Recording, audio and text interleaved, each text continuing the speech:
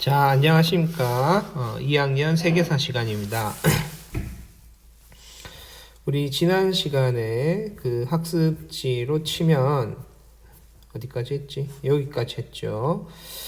그래서 춘추 전국시대의 사회 변화 끝까지 했고, 이것도 했었고, 춘추시대 지도도 봤고, 그 다음에 경대부에 대한 것도 봤고, 그 다음에 요것도 전국 칠홍도 받고 군현제도 받고 또 군현제도 받고 요거는 이제 오늘 보게 될 것이고, 그래서 이제 이번 시간에는 제자백가의 출현에 대해서 살펴보도록 합시다.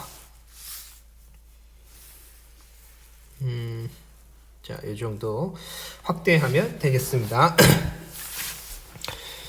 먼저 제자백가라는 것은 뭐냐라는 걸 먼저 보면 될 것 같아요. 우리 보통 제자백가라고 하면 제자와 백가로 구분합니다.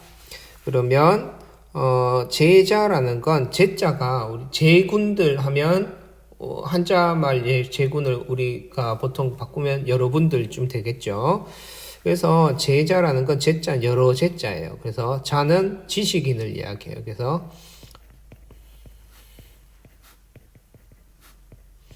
여러 지식인들이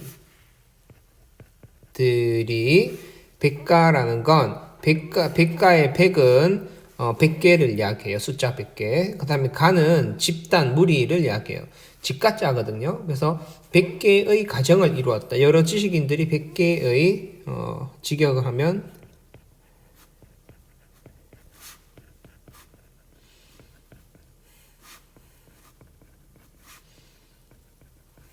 어떤데, 이때 이제 이거를 의역을 하면 여러 지식인들은 여기서 말하는 건 사상가들을 이야기하죠. 가들이 100개의 가정이라는 건 다르게 이야기하면 뭐라고 하죠? 학파를 이야기합니다. 그래서 제자백가라는 건 이 춘추전국 시기에 특정한 능력을 중요시하고 개혁을 각국에서 개혁을 위한 여러 사상들이 필요한 그러한 시점에 여기에 발맞추어서 여러 사상가들이 엄청 많은 학파를 이루고 있었다라는 것이 제자백가의 출현입니다. 이게 이제 춘추 전국 시대에 나타나는 사상적인 특징이에요. 자, 그래서 이렇게 제자백가가 출현하게 되는 배경은 무엇이냐? 먼저 전쟁에서 승리하기 위해서 각국에서는 개혁을 추진하고 있었다. 그래서 개혁을 추진하기 위해서는 뭐 남들이 좋다 하는 거를, 우리 공부도 그렇잖아요. 공부도 암기해야 된다 하면 암기도 하고, 이해해야 된다 하면 이해도 하고, 또 운동이 필요하다 하면 운동도 하고, 이런 식으로 남들이 좋다는 것만 다 따라서 하면은 결국 공부를 잘 하기가 힘들죠.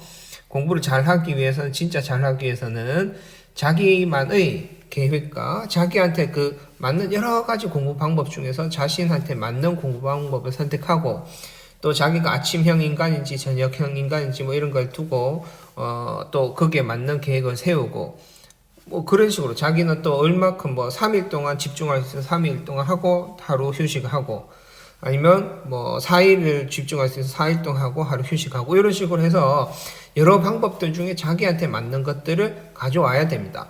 그런 것처럼 이 각국에서도 이때 개혁을 하는데, 개혁을 추진하기 위한 기본적인 사상들을 필요로 한 거예요. 그냥 아무 때나 중구난방을 받아들이는 게 아니라, 그런 측면에서 이 부국강병의 개혁을 추진하는 데 있어서 적당한 사상이 뭔가를 찾아 헤매고 있었고, 각국에서는.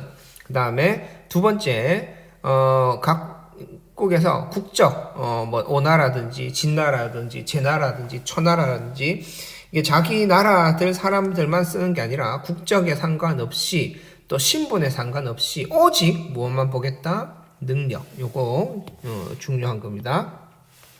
능력에 따라서 인재를 등용하겠다라는 그런 분위기가 있었다. 이런 분위기에 발맞추어서 사계층 한자로도 써두면 좋습니다. 선비사자예요. 그래서 사계층이 성장한다. 사계층이라 하니까 말이 좀 어렵지만 우리나라 말로 이야기하자면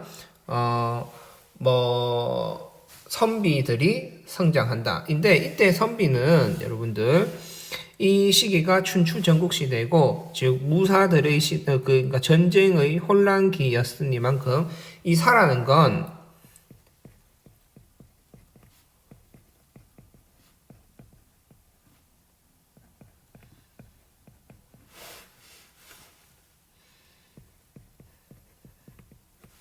문무를 겸비한 인재를 이야기합니다. 그래서 문무를 겸비한 인재였고 이 당시에 대부분 사계층은 우리 그 봉건제 할 때 제일 위에 천자가 있었고 그 밑에 제후가 있었고 제후의 신하가 경대부였고 경대부의 신하가 사였어요. 즉 말하자면 이들은 대체적으로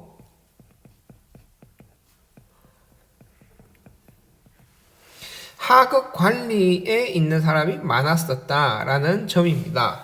따라서 이들은 신분이 높거나 아니면 이렇게 혈통이 되게 높은 사람들이라기보다 전쟁터에서는 용감하게 싸우고 그 무술도 잘하고 전쟁에 대해서 적극적으로 참여하고 또 그러면서도 전쟁에 나가서 병법, 전술이라든지 혹은 여러 가지 학문에도 능통한 그런 사람들을 사계층이라고 이야기합니다.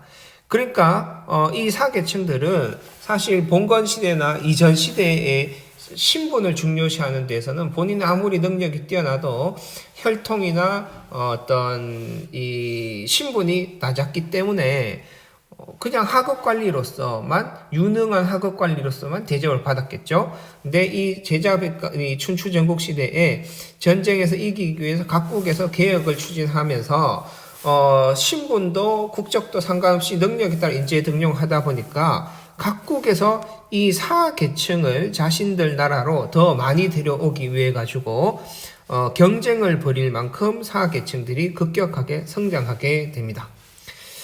이 사가 다르게 이야기하면 이들이 되는 거죠. 여러 사상가들이 되는 겁니다. 이 사계층에서 여러 사상가들이 많이 나오는 겁니다. 그 다음에 마지막으로 오랜 전쟁으로 인해서 평화를 염원하는 사람들의 마음. 이거는 군주나 일반 백성이나 할 것 없이 누구라도 이제 전쟁 좀 그만했으면 좋겠다라는 생각하는 거죠. 따라서 여기에서도 우리가 이야기하자면 결국 제자백가들의 여러 사상이 있지만 이 사상들의 목적은 뭐냐? 제자백가의 목적.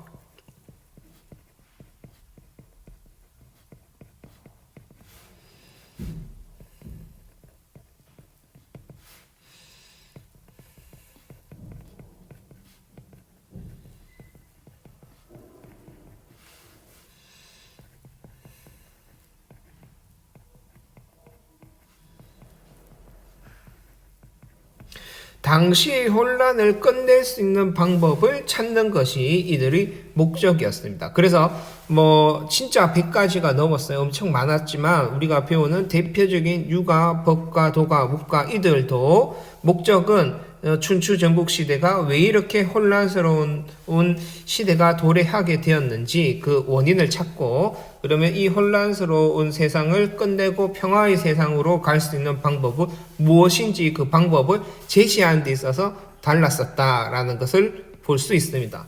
그래서 정리하자면 유가에서는 인과 예 이런 것 같은 것을 교육 이런 것을 통해서 예절을 잘 지키고 예의를 잘 지키고 그러면 전쟁을 끝낼 수 있다라고 이야기했던 것이고 법가에서는 법이 나타내 주는 것처럼 군주로부터 강력한 법을 만들어서 모두가 그 법을 잘 지키기만 한다면 전쟁을 끝낼 수 있다.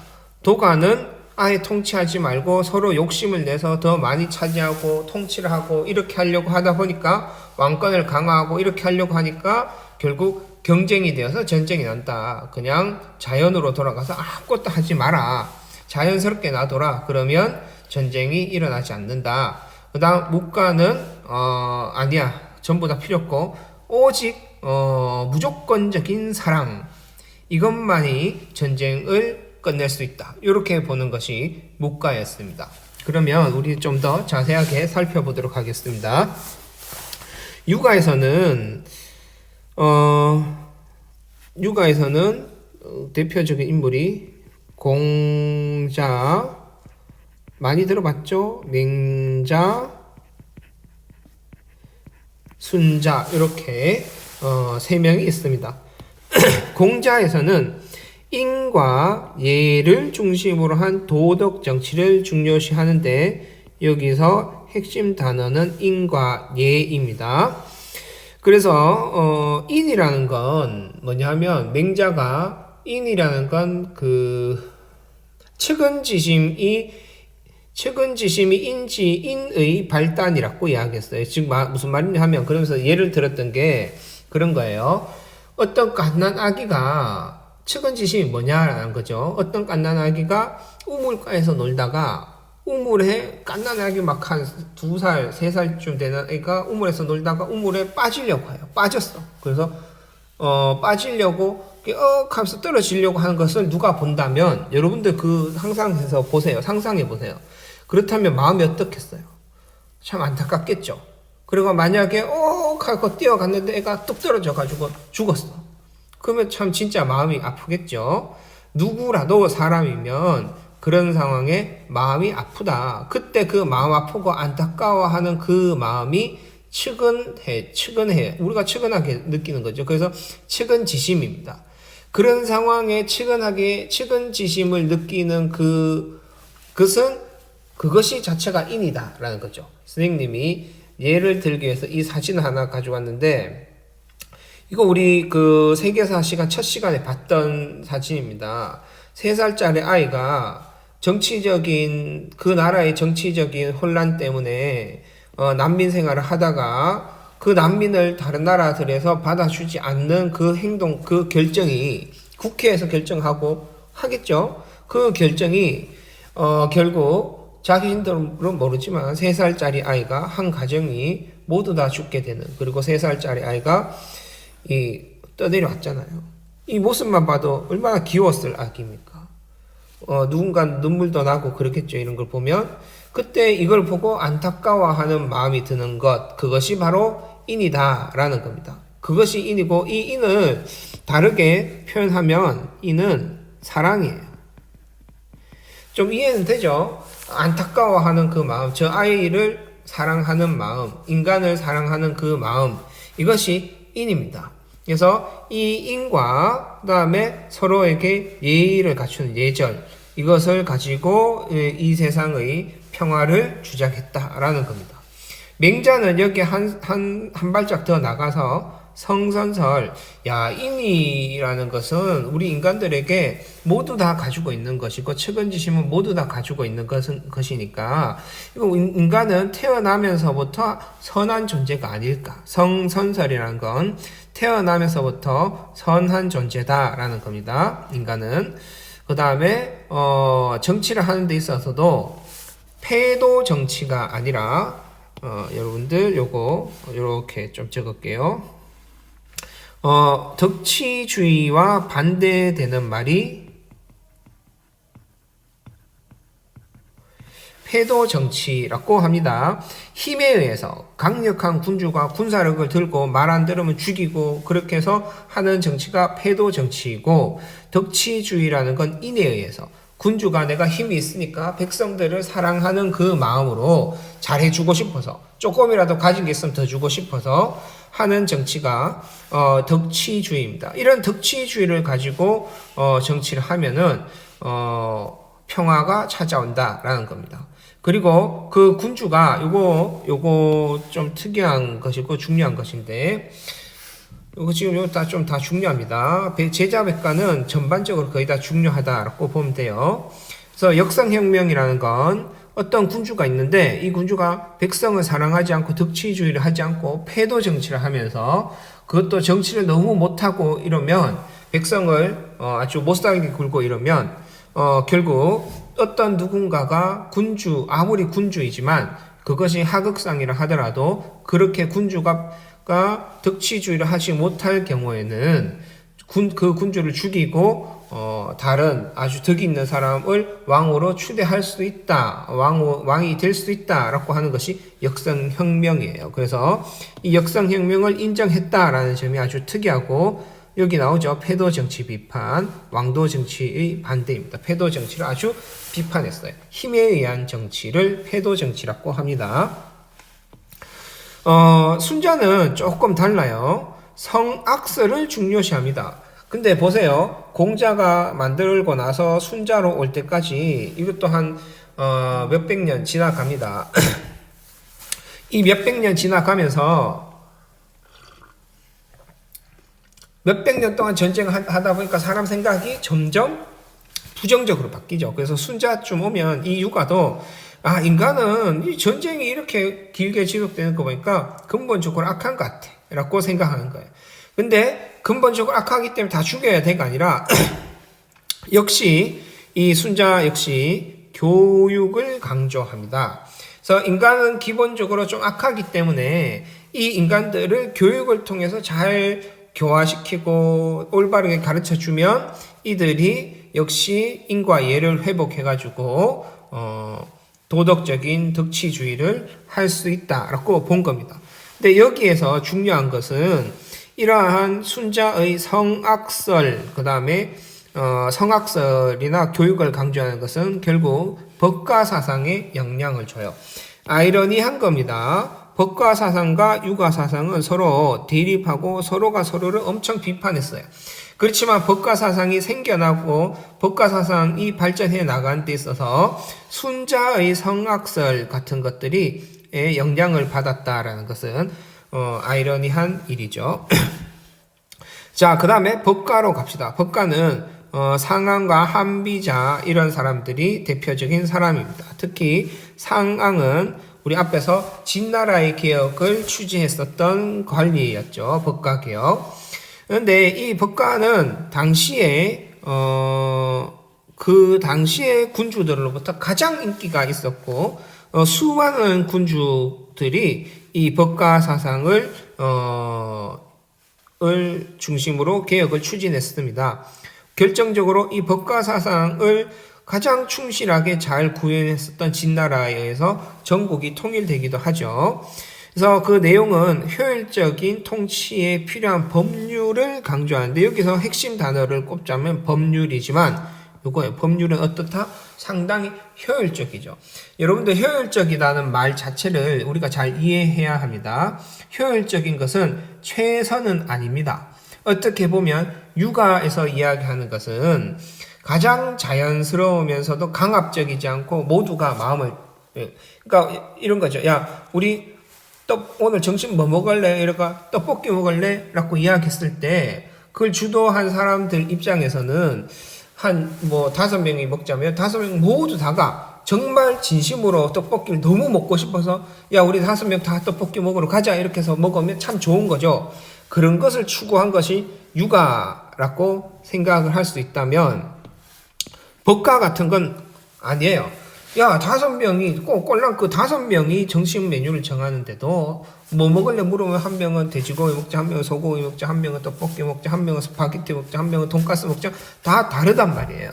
그래서 그런 거를 정하려면 그렇게 모두 다 마음이 진심으로 나와서 떡볶이를 먹으러 갈 때까지 하자면 그는 사실 이상적이지 효율적인 것은 아니죠.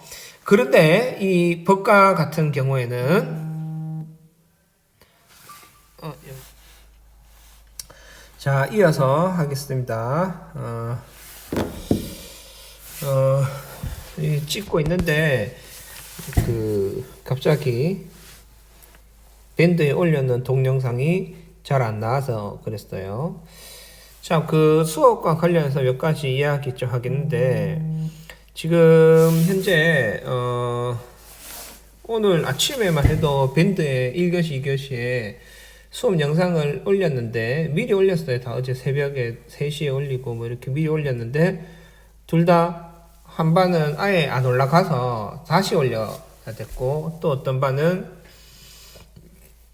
방금 전에는 미리 올려서 올라간 것도 확인했는데 그 동영상이 재생이 안 되는 거예요. 그래서 재생되는 데까지 다시 한 30분 정도, 지금 이제 9시 59분인데 이제 동영상이 재생되기 시작했으니까 거의 30분 걸린 거죠. 그래서 2학년도 밴드에 계속 올려볼까 생각 중인데 안 되면 유튜브에다가 올려서 링크를 한번 걸어볼까도 생각 중입니다. 참, 그 다음에 또 한 게 여러분들 요게 중요한 겁니다. 중요한 건데 공지를 한 개 할 게 있는데 이야기 했던가 모르겠지만 또 한 번 더 이야기하겠습니다. 중요한 거예요. 출결을 하는 방법을 바꾸겠어요. 첫 번째가 출석 체크고 더하기 두 번째가 댓글입니다. 근데 요 댓글을 지난번에 한번 이야기했던 것 같은데 약간 바꾸겠습니다.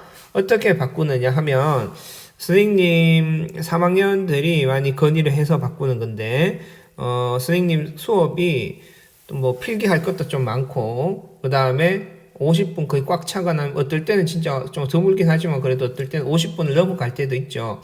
그래서 그거를 마치고 10분 안에 다 적기 힘들다 그래서 다시 바꾸는 게, 어차피 여러분들 이 영상은 3일 정도 2, 3일 있다가 영상이 지워지잖아요. 밴드 용량 때문에.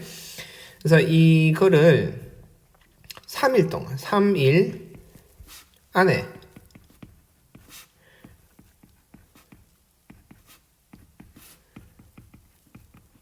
댓글을 작성하세요. 그러면 이 3일 안에 댓글을 작성하면 선생님은 3일 뒤에 이거를 확인 후에 그때에 대해서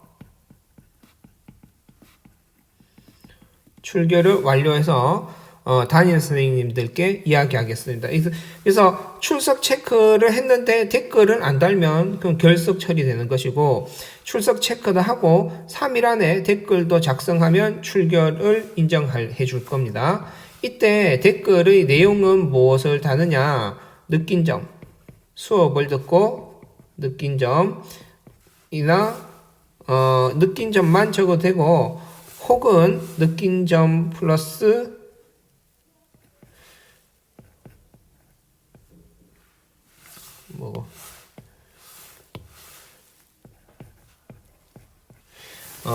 의문 나는 점, 이런 것들, 질문해도 되고, 이런 거 해도 됩니다. 근데 이렇게 하는 게 여러분들 이중 결석 체크도, 출석 체크도 있지만, 이거 플러스, 이거는 결국 여러분들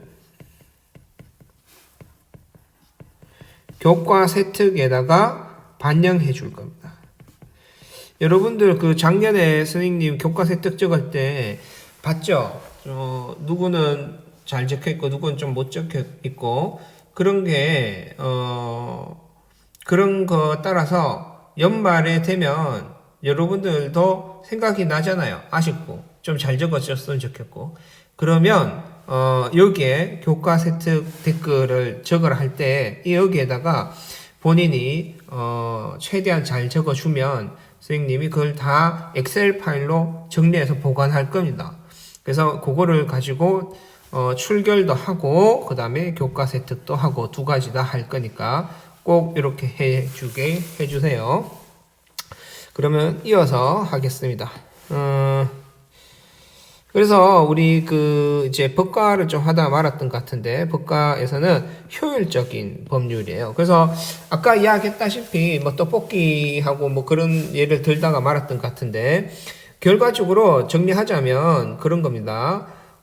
육아에서 이야기하는 인과 사랑, 덕치주의 이런 것은 아주 이상적인 거예요. 모두 다의 마음을 교화시켜가지고 전부 다 마음을 똑같이 따르게 만드는 거죠. 임금을 존경하고 임금을 사랑하게 만들어서 임금의 말을 따르게 만드는 것. 이게 육아의 방식인 거고, 법가의 방식은 아니에요. 그것이 뭐 어느 천년에 그렇게 다 하느냐. 안 된다. 지금 전쟁 터지고 뭐 난리인데, 그냥 강력한 왕권이죠. 강력한 왕권이, 여기에 필요한 것은 이거 중요한 거예요. 강력한 왕권을 전제로 하는 겁니다. 그래서 강력한 왕권 아래 법률을 만들어서 이 법률을 안 들으면 다 죽여버리면 무서워서라도 따라온다. 그렇게 하면 이 법에 동감하는 사람도 따라오고 싫어하는 사람도 따라오고, 그것은 아주 효율적인 것이다 라는 거죠. 그래서 강력한 왕권을 바탕으로 해서 했기 때문에 이런 점이 당시의 군주들에게 엄청 환영을 받았었다. 그래서 엄격한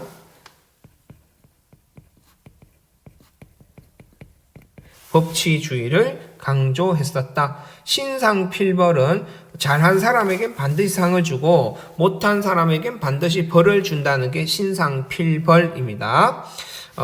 그 다음에 이제 도가로 갑시다. 도가로 가면 조금 달라요.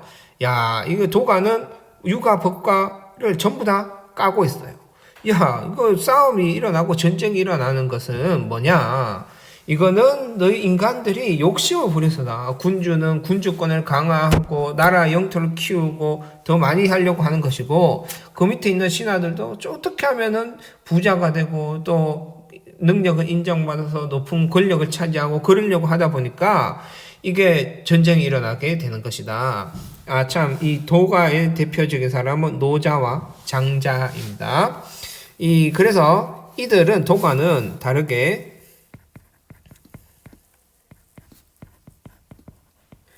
무위자연을 강조합니다. 무위라는 거, 위가 비동사입니다. 위가 뭐 하다죠. 무는 부정이니까 하지 않고, 아무것도 하지 않고 자연 상태로 돌아가자라는 게 무위자연이에요. 그래서 그렇게 해서, 그렇게 하면 자연적으로 이 자연의 순리에 따라서 전쟁이 일어나지 않고 평화가 된다. 그래서 여기에서 주장한 건 인위적인 제도, 도덕조차도 뭐 예의를 갖춰야 되고 부모에게 효도 이딴 거 필요 없다. 그냥 자연스럽게 다 된다는 거예요. 이걸 부정하는 것이고, 이것은 정치를 하지 말자라는 정도 수준이니까 이거 사실 국가 체제로 받아들이기 힘들겠죠. 그래서 이것은 중국인의 예술관과 자연관, 예술 혹은 플러스 해가 적어서요, 종교에까지 영향을 미치게 됩니다. 다음 마지막 묵가라는 건 묵자라는 사람이 만든 것인데, 여기에서 주장한 건 차별 없는 인류애입니다. 차별 없는 인류애를 뭐라고 부르느냐 하면 겸애라고 불러요. 겸애인데, 차별 없는 인류애인 겸애와 상호 부조, 서로 도와주는 것으로 평화를 추구한다. 자, 여기서 한 가지 중요한 것이 있습니다. 이 겸애라는 건 이것도 해석하면 사랑이에요. 그러면 여러분들, 여기에서 공자가 말하는, 육아에서 말하는 사랑인과 묵자가 말하는 겸의 사랑, 이거는 무슨 차이가 있느냐라고 한다면, 참고적으로 이 묵자는 원래 육아파 사람이었습니다. 육아파 사람으로 있다가 여기에서 빠져나와서 묵가를 만들었기 때문에 역시 육아에 대해서 비판적이에요. 뭐라고 비판했느냐? 인이라는 건 차별적인 사랑이다 라고 비판을 해요. 인이라는 건, 자, 여기에 적어 줄게요. 비판하기를, 인은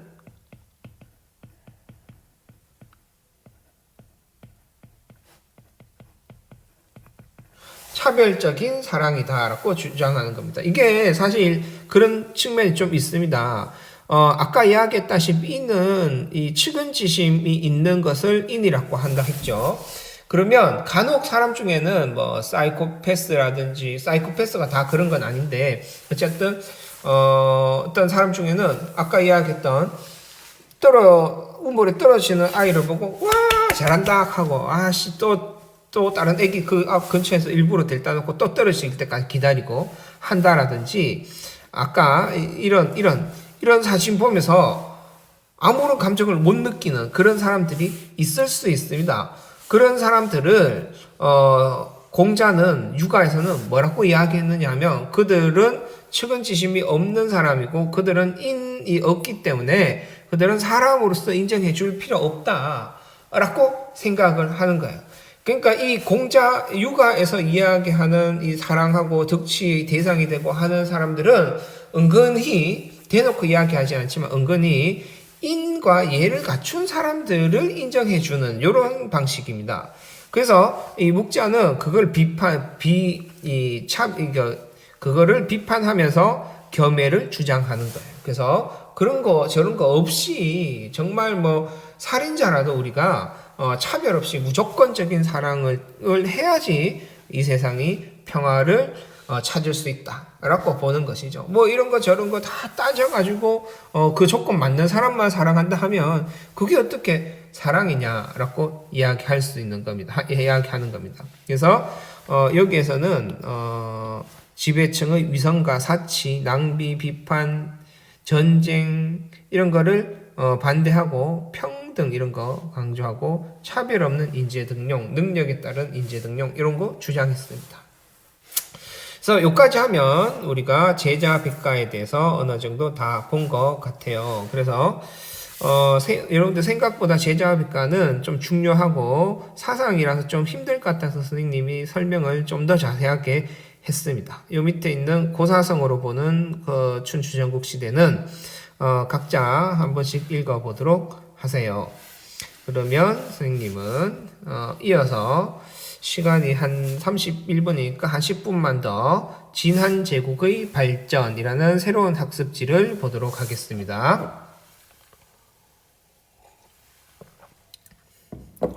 자, 춘추전국 진한제국은 이제 앞에 봤던 춘추전국 시대에서 이제 진나라로 통일하게 되는 것이죠.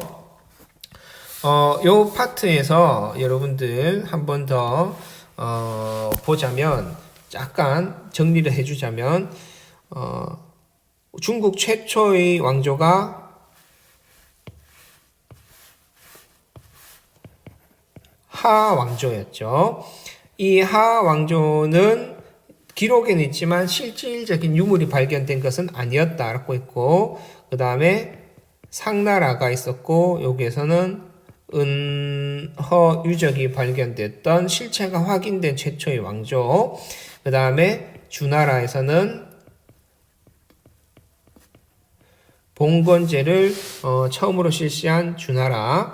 근데 이 주나라가 쭉 가기를 어느 시점에선가 견융족이 쳐들어와서 동주시대가 되죠. 이 동주시대를 반으로 나누어서 앞에가 춘추시대 뒤에가 전국시대라고 했습니다. 그래서 춘추전국시대로 가다가 이 춘추전국시대를 종결시켰던 게 진나라였고 이 진나라가 곧 망하고 한나라가 등장하게 되는 겁니다. 그래서 오늘 이 새로운 학습지에 대한 것은 이 진한제국에 대한 것을 이야기하는 거예요. 이 두 나라는 모두 다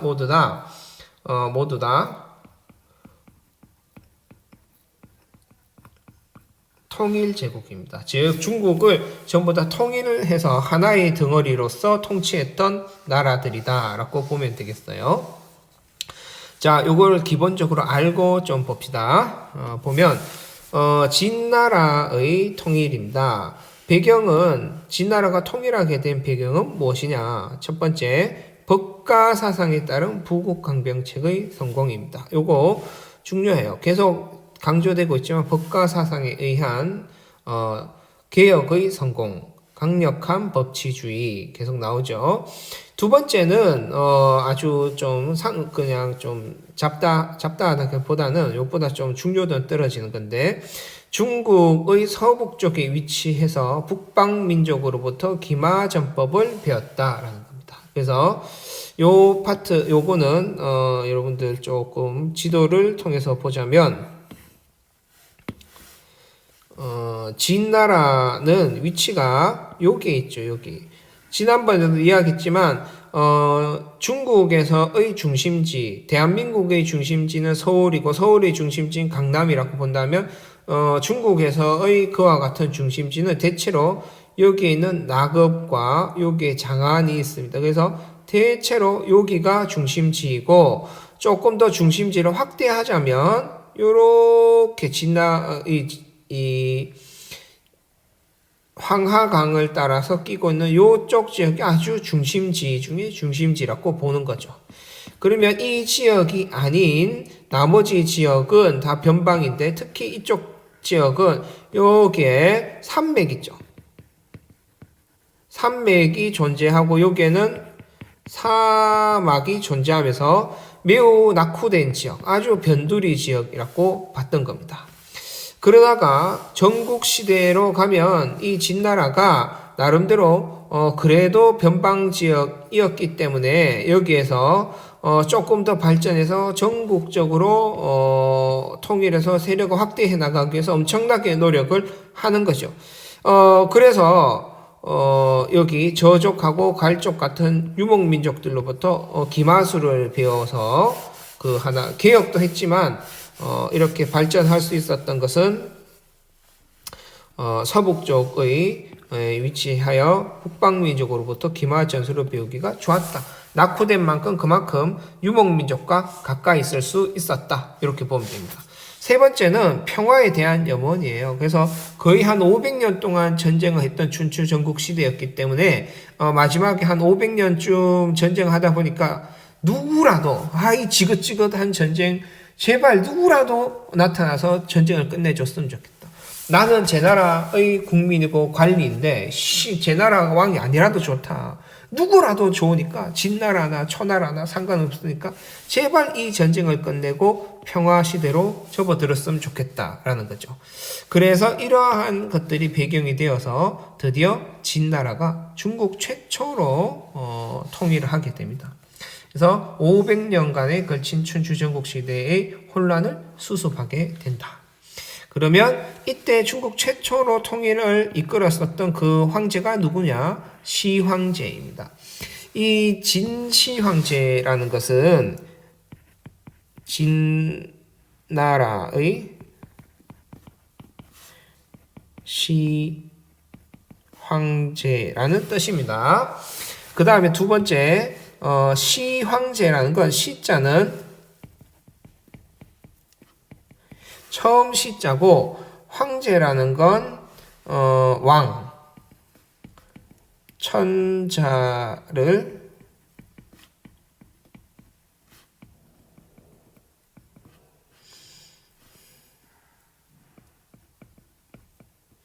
더욱 높인 이름이에요. 그래서 황제라는 것은 아주 왕을 더 높였던 이름인데 이 황제라는 이름을 처음으로 사용했던 게 이 시황제라는 거예요. 그래서 중앙 집권 이 시황제의 정책은 크게 네 가지가 있는 거예요.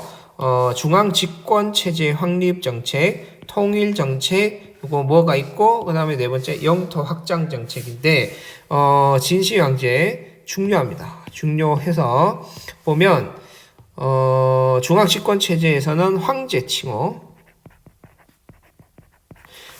칭호를 최초로 사용해서 시황제라고 우리가 부르게 되고 두 번째 군현제를 실시합니다.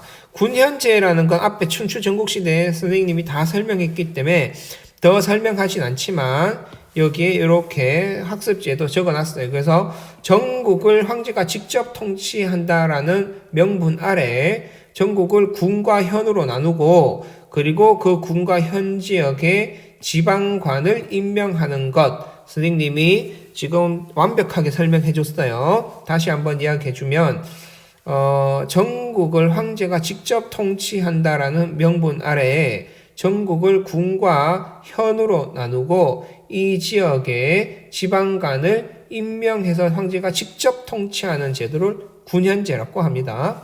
그래서 진나라가 전부 다 통일한 뒤에는 전국을 36개의 군으로 나누고 각 군의 직접 관리를 파견했다라고 하는 겁니다. 그 다음에 세 번째는 관료제를 실시하는 건데, 이 진나라의 관료제는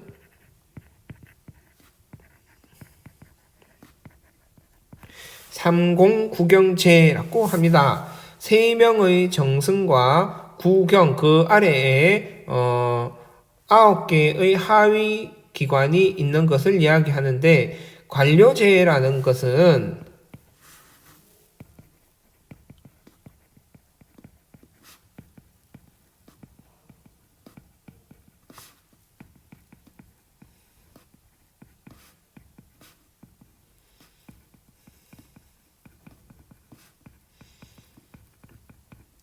관료라는 건 황제의 명령을 수행하고 보장하는 집단이에요. 그래서 관료라는 것은, 그러니까 그 전에 봉건제에서는 관료가 없거나 아니면 있어도 아주 그 황제가 직접 통치하는 일부 지역만이라면, 이 중앙집권체제 하에서의 군현제나 이 중앙집권체제 하에서의 관료라는 건 황제의 명령으로 국가 전체가 동일하게 움직이는 것을 도와주는 체제인 거죠.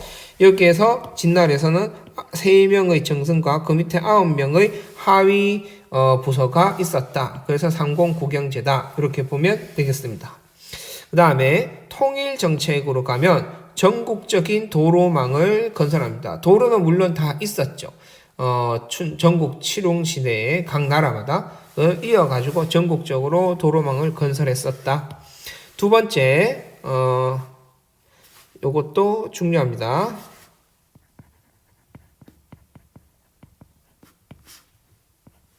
화폐,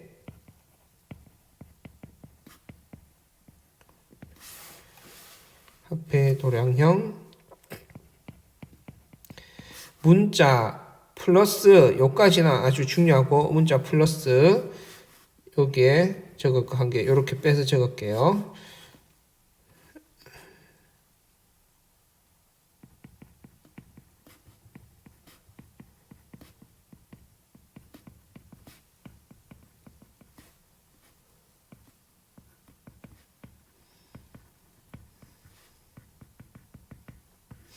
이렇게 합시다. 그래서 통일정책이라는 건 뭐 여기에 나오는 전국적인 도로망을 건설하고 화폐도 통일하고 도량형, 문자, 수레바퀴, 폭뿐만 아니라 전국적으로 일상에서 여러분들 이거 잘 생각해보면 도량형이라는 건 우유 1리터, 리터, 길이, 부피를 재는 기준을 이야기하는 겁니다. 그러면 나라가 있는데 우리 대한민국이 전라도의 도로가 따로 있고, 그리고 경상도의 도로가 따로 있고, 청도의 도로가 따로 있고, 대구의 도로가 따로 있고, 밀양의 도로가 다 따로 있어서 연결되어 있지 않다면 얼마나 불편하고, 그건 일상 개인의 불편함이 아니라 국가가 한 나라를 통치하는데도 얼마나 비효율적이겠습니까? 두 번째, 청도의 돈이 따르고 대구의 돈이 다르면 청도 사람을 대구 가서 돈 쓰려면 그것도 일일이 환전해야 되고 수수료 내야 되고 힘들겠죠. 국가에서도 세금 거둘 때마다 각 지역마다 전부 다 다른 돈을 가지고 와서 힘들 겁니다. 도량형도 그런 의미이고 문자도 그런 의미예요. 그 다음에 도로의 폭도 다 다르면 자동차 만들 때 전부 다 지역마다 다 다르게 돼요. 뭐 대구 가던 차가 청도로 오면 폭이 줄어들어야 되고 뭐 이렇게 되는 거죠. 그래서 이런 부분들은 통일이 되었기 때문에 당연히 시행되어야 되는 것이고, 이것은 시행되지 않으면 국가 통치에도 상당한 불편을 초래한다. 이렇게 이해하면 되겠습니다. 그 다음에 요거 아주 중요해요.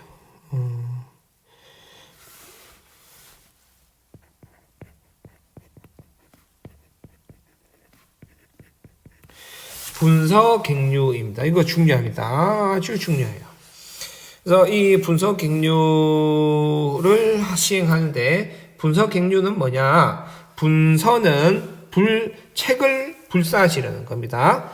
분서는 책을 불사지르는 것이고 갱류는 유학자들을 땅에 묻는 겁니다. 산채로 묻어요. 그래서 죽이는 거죠. 그래서 일반화시키면 책을 불사르고 유학자를 죽이는 것인데 설명하자면 법가 이외의 사상을 탄압하는 겁니다. 이건 다르게 이야기하면 법가 위주의 사상 통일 정책. 통일 정책 중에서 또 다른 통일 정책인 것. 사상의 통일인데 법가 위주. 그래서 앞에 제자백가 시대가 있었죠. 그래서 제자백가 시대에 있었던 다양한 사상들을 모두 인정해주지 않고 오직 법가만 인정하겠다. 그래서 이제 진나라는 법가로 우리가 흥하고 통일했으니까 법가 이외의 다른 모든 사상들은 다 죽이고 없애야 되겠으니까 그러고 싶으니까 법가 이외의 모든 책들을 다 불사지르고 하지 마라 했는데도 끝까지 못 이가지고 유가 공부하고 도가 공부하는 새끼들은 다 잡아서 죽여버려라. 그래갖고 했던 게 분서갱류입니다. 특히 그 중에서도 제자백가 중에서도 유가가 아주 그 규모가 컸기 때문에 갱유라고 해서 유학자들을 죽인다라고 표현했던 거예요. 그러니까 이 분서갱류를 통해서 가장 큰 피해를 입었던 건 유학이었다라고 보면 되겠죠. 요까지만 하게 조금만 더 하겠습니다. 그래서 여러분들 교과서에 있는 사료를 보면 이렇게 되죠. 아울러 백성들에게 꼭 필요한 의학, 복서, 농업, 그러니까 의복에 대한 거죠. 관한 책과 진의 역사서 외에는 모두 불태워버려라 라는 겁니다. 이 분서갱류에 대한 사료입니다. 그 다음에 영토 확장도 합니다. 영토 확장하는데 영토 확장에서는 흉노족, 북쪽의 흉노족 있죠. 이걸 토벌하고 만리장성을 건설하고 남쪽에 동쪽의 광동과 남쪽의 베트남 지역까지 진출하게 되는 겁니다. 그래서 북쪽, 동쪽, 남쪽으로 모두 다 지역을 진출해서 이후에 현재 중국 영토의 어느 정도 기초적인 모습을 만들었다라고 보는 겁니다. 그래서 지금 중국을 이루는 차이나라는 말은 이 진나라를 지칭하는 거예요. 진나라가 서양으로 넘어가면서 진나라고 부르게 됐고 이 진나를 가 점점 발전해 가지고 차이나로 바뀌게 된 겁니다. 그럼 왜 진나라를 차이나로 지금의 중국으로 부르느냐 하면 이것은 지금 중국 영토의 가장 원형이며 서방 사람들에게 중국이라는 것을 처음으로 이렇게 전달되었던 것이 진나라이기 때문에 우리는 그렇게 부르는 겁니다. 그래서 그렇게 되고 여러분들 여기에 진나라의 그 만리장성과 관련해서 조금만 더 이야기하자면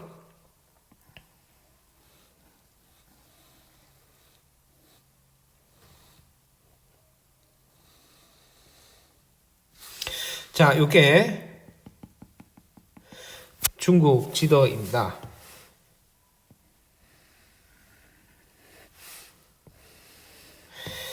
이렇게 본다면 이 진나라가 요쪽 지역에 있던 유목민족이 요렇게 유목민족들이 요렇게 살고 있었다라고 보면 돼요. 그러면 요렇게 살고 있던 유목민족들이 진나라가 이들을 이렇게 위쪽으로 몰아내고 그 만리장성을 대체로 이렇게 쌓아서 결국 만리장성을 쌓음으로써 이제 유목민족과 농경민족의 경계선으로서 만리장성이 존재하게 된다라고 보면 되죠. 그래서 북쪽으로는 이때 내쫓았던 흉노족들을 몰아냈었고 산둥반도라는 건 이 산동반도를 뜻해요. 산동반도. 그 다음에 여기 밑에 있던 그 아까 이름 뭐였죠? 그 베트남 북부 지역을 확장하는 겁니다. 그래서 이렇게 확장, 이렇게 확장해서 지금의 중국의 전반적인 모습을 이때 어느 정도 갖추었다라고 보는 겁니다. 그래서 오늘은 여기 그 영토 확장 그 진시 황제의 정책이 가운데서도 요까지만 보고 다음 시간부터 진나라가 어떻게 멸망하게 되었는지, 그 다음에 요 밑에 자료들 이런 것들 보면서 끝내도록 하겠습니다.